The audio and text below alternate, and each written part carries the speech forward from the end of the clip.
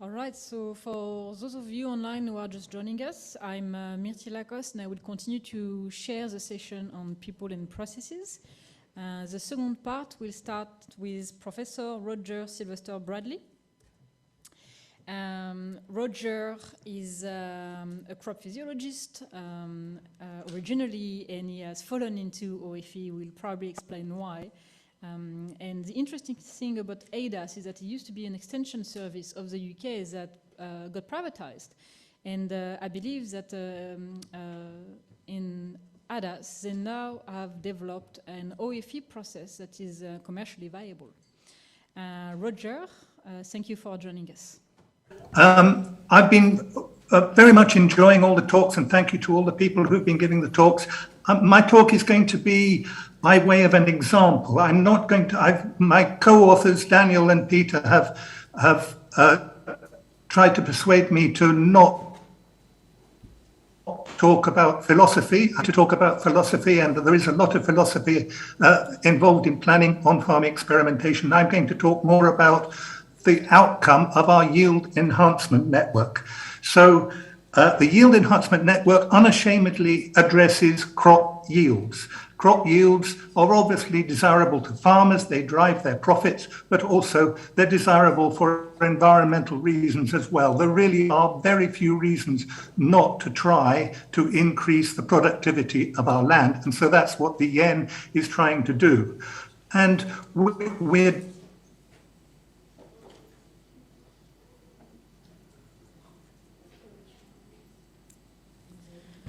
All right, some technical problems. And laboratories. Matt, hello? Yeah, you just dropped off, but you're back, I think.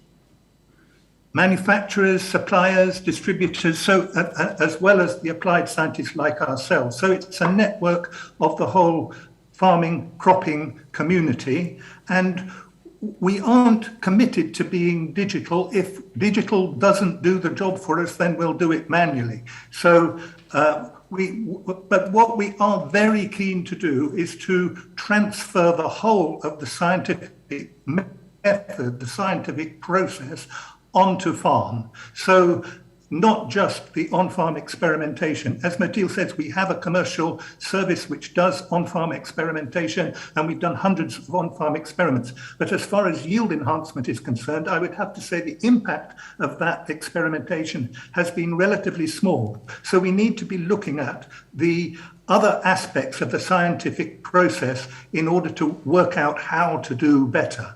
And so later on, Daniel is going to talk. He's the first e-presentation, the next e-presentation. He will talk about Farm Pet, which is our initiative to try and build the distillation of knowledge and the distribution of useful knowledge. But clearly, once you've got your useful knowledge, then you have to assess where you are in the scheme of things on your particular farm, and that means making measurements. So we are very much, and yield is a quantitative estimate, and we have to be quantitative about it. So we are taking measurements on farm to try and understand, to help each farmer understand where they are in the yield spectrum, and that then should lead to the formation of questions, ideas for experimentation. Very often, actually, the experimentation is not the outcome of that questioning. Very often there is just an immediate decision, as I said back when we had our webinars back in May. But what I want to do now is to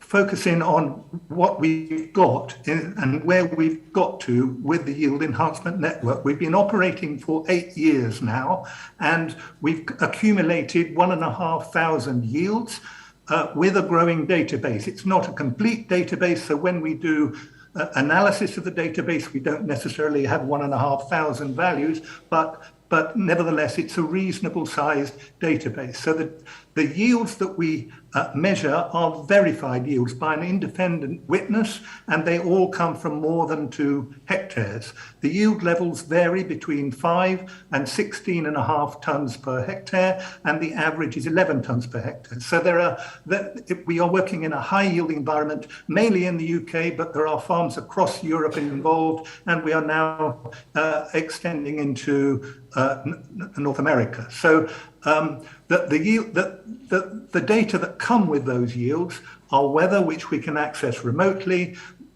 soil, which the farmers have to describe for us, and the field and agronomy information, which also the farmers have to describe for us. And when we analyze that data, what we find, and I think this is possibly not well known, is the vast majority of the variation in yield is due to uncontrollable factors. So we have some of the variation which is unaccountable, which we call residual, but then we have a seasonal effect, which we attribute to the year, because we only have one crop per year, and 16% of the variation is due to that. And we know from the weather data that high yields tend to associate with dry winters, cool springs, bright summers. The regional effect, 14% of the variation, that is that the yields are higher in our northerly sites where it's cooler, and possibly other reasons as well, but certainly cooler. But then we have two large slices of the variation due to the farm and due to the field. And these come out as this large, despite the fact that we have described the soil and we have taken the soil variation into account. We have described the previous crop and we've taken that into account. And we've described the agronomy and we've taken that into account, so that there is a large portion of the variation which really we don't have a way of understanding at the moment. And I think this is absolutely pertinent when we're talking about farmer-driven, by-farm experimentation. If we look at the soil variation, it's actually remarkably small, but it's sensible. When we analyze it, we find water holding capacity relates positively to yield. When we look at the effect of previous crop, we find that break crops increase yield, crops grown after a cereal, compared with crops grown after a cereal. But the remarkable thing is that the agronomy, the thing that the farmers mainly focus on when we talk about yield enhancement, is a very small part of the total variation. And we can analyze that, and in there we find some things that we would ordinarily expect. We find relationships between sowing date, with nitrogen use, with fungicide use. We find one or two surprises which are giving rise to further experimentation, as you might imagine, both small plot and whole farm, whole field scale experimentation. Things like nitrogen forms and seed rates. We actually find the yield goes down the more seeds that the farmers sow in our database, which is a bit of a surprise. But the thing that the farmers will be disappointed about is how small the variation due to, for instance, micronutrients or biostimulants, which are very much in their minds at the moment, but are actually contributing remarkably small and non-significant amount of the variation. But agronomy isn't the only thing we record in our database. Because we're crop physiologists, we have a way that we think we understand yield. That's what we've been studying since we were undergraduates. So we have, and we've actually now spent the last 3 decades, because we're in an extension organization, trying to explain our understanding of growth and yield to farmers. And we do that through this, particularly through this publication. We have a growth guide for each of the main crop species, but this is the one for wheat. And it was first published nearly 25 years ago. It has its 25th anniversary next year. So a lot of our farmers have actually grown up with this guide of how crops grow, so that there is some understanding, some process understanding on farm, which we had to reinforce every time we stand up in front of farmers. Crops are energy converters. They convert resources, uncontrollable resources, of course, but solar energy into edible energy with the help of some water, some essential water. And so the diagram that is in this guide that explains the process is that we have a life cycle that responds to thermal time. We have resource capture for water that is dependent on rooting, and particularly the depth of rooting, but also the summer rainfall. And then we have light capture, which is to do with the size and duration of the green canopy. And all those things that I've just mentioned can be measured. So we have metrics for as many of them as we can get from the farm. But the other thing that we can do with these metrics is to say, what is the best that we can expect? For instance, here we have 9.5 tons of straw at harvest and 9.5 tons of grain dry weight at harvest, a 50% harvest index. How high could the harvest index be? Well, we know from our experimentation, from our research as scientists, that it can be 60%, quite commonly 60%. Similarly, the 47% of energy capture can be 60% energy capture. And the conversion of that energy to edible energy can be 1.4 tons per terajoule rather than 1.2. So when we bring in all these maxima to the capture and conversion coefficients in our model, it's essentially a predictive model of growth and development, we come up with a much bigger yield, 20 tons per hectare, than most of those farmers are managing to grow. So this is the graph. So we work out for each of the farmers what their potential yield is and what they know what their actual yield is, so that we can talk about a yield gap. And they have a way of reasoning about the yield gap.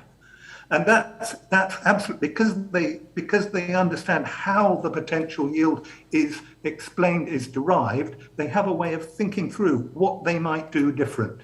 So most of our sites have big yield gaps. Only 6 out of the 1,086 in this particular analysis fields actually achieved within 5% of their potential. So the rest had significant yield gaps. The average yield gap was of the order of 8 tons per hectare. And therefore, there's clearly, in as far as this model we have is not terribly controversial. We've been saying 20 tons per hectare for 20 years. It's not really being challenged. In fact, there's lots of organizations that also are targeting 20 tons per hectare. Then the farmers have something to think about, some way of coming up with the ideas for their experimentation. The yield gaps provide thought maps. So the metrics that we're using to try and drive yield enhancement, because we urgently need yield enhancement for all sorts of reasons in the modern day world, as well as measuring the yield accurately and reliably and trustworthily. We collect a lot of other agronomic information, which I've already described, but we also collect information during growth and about growth in as far as we can in a user-friendly way. And the particular thing I would emphasize is the importance of our sample, our whole crop sample that we take at harvest, which we analyze physically and chemically so that it gives us a whole raft of metrics from which enable the farmers to see where they are in the scheme of things. So at the end of their, after their harvest, and we're busily preparing these as we speak, we provide them with an entrance report. It's not a short report, it's something like 24 pages, and each report has large numbers of these box and whisker diagrams that summarize everybody's variation and place this particular farm's value against all that variation. So immediately they can see where they are. And this isn't formal on-farm experimentation, but in my mind, it's the absolute essential predecessor to doing an experiment, if an experiment is worthwhile. Roger, we're going to ask you to conclude, please. Sorry? We're running out of time. Have I run out of time? I've just 2 more slides, I think. So basically what we're learning from the physiological analysis is that the farmers who are good at consistently producing high yields are good at growing large crops. So they're the people who are either brave enough or clever enough or foolhardy enough, whatever your attitude, that they grow large crops with large biomass, high shoot numbers, tall crops. Height relates positively to yield, whereas the factors that we thought were more influential on yield before we did this on-farm exercise with the yield enhancement network. We thought that the good crops would be efficient crops rather than necessarily large crops. So to conclude, we've got to accept, and I think it's important for us as scientists to communicate to the farmers, we have this large fog of seasonal and other uncontrollable variation that masks our ability to produce generalizable findings from experimentation, and that has to be very much in our minds. But nevertheless, we can, by having different ontologies, so an agronomic ontology and a physiological ontology, we can have different ways of studying this, and but we have to address this difference between farms, and it's not something that's going to be easy to do with experimentation. Is it a farm thing? Is it a farmer thing? It's clearly something over and above soil type differences, regional differences, and so on. So the farm differences appear large and more fundamental than just simple tweaking of agronomy, which is what farmers normally think about. And so we think it's going to be important to actually get into the farmers' heads and trying to understand exactly what it is that is making them brave enough, foolhardy enough, clever enough to grow large crops with large yields. Thank you very much. Thank you, Roger.